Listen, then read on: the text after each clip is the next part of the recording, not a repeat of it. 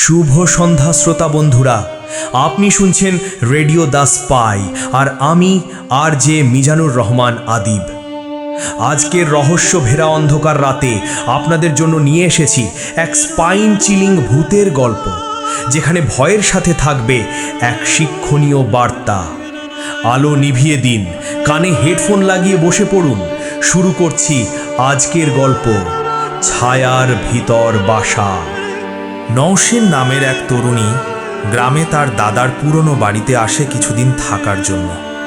বাড়িটা বহু পুরনো, কাঠের মেঝে, দেয়ালে পুরনো আলপনা, আর সবখানে ছায়ার মতো একটা রহস্যময় নীরবতা।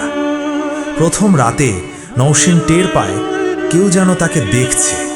সে জানালার বাইরে অদ্ভুত এক ছায়া মূর্তি দেখতে পায়, যার গায়ে মুখ নেই, শুধু দুটো ফাঁকা চোখ। দাদু বলেন, এই বাড়ির ছায়ায় বাসা বেঁধেছিল এক মানুষ যে জীবনে কারো ভালো চায়নি। নিজের ভুলের জন্য সে শাস্তি পেয়েছে, আর তার আত্মা রয়ে গেছে এখানেই। নওশিন সিদ্ধান্ত নেয় সে এই আত্মাকে মুক্তি দেবে। সে পুরনো ডায়েরি পড়ে, যেখানে লেখা ছিল, ক্ষমা চাইতে জানলে অন্ধকারও আলো হয়ে যায়। সে ছায়ার সামনে দাঁড়িয়ে ক্ষমা চায় তার হয়ে, কল্পনা করে ছায়ার জীবনের ভুলগুলো।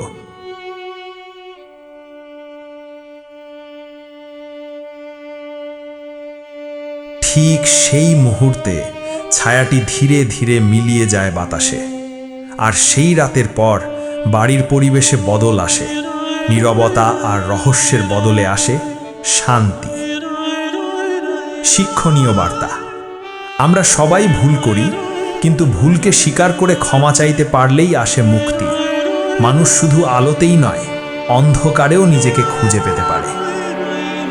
আশা করছি গল্পটি আপনার মন ছুঁয়ে গেছে। এমন আরও রহস্যময় ও হৃদয় ছোঁয়া গল্প পেতে রেডিও দ্য স্পাইয়ের সাথেই থাকুন। আমি RJ আদিব আবার হাজির হব আপনাদের জন্য নতুন গল্প নিয়ে। ভালো থাকুন, নিরাপদে থাকুন।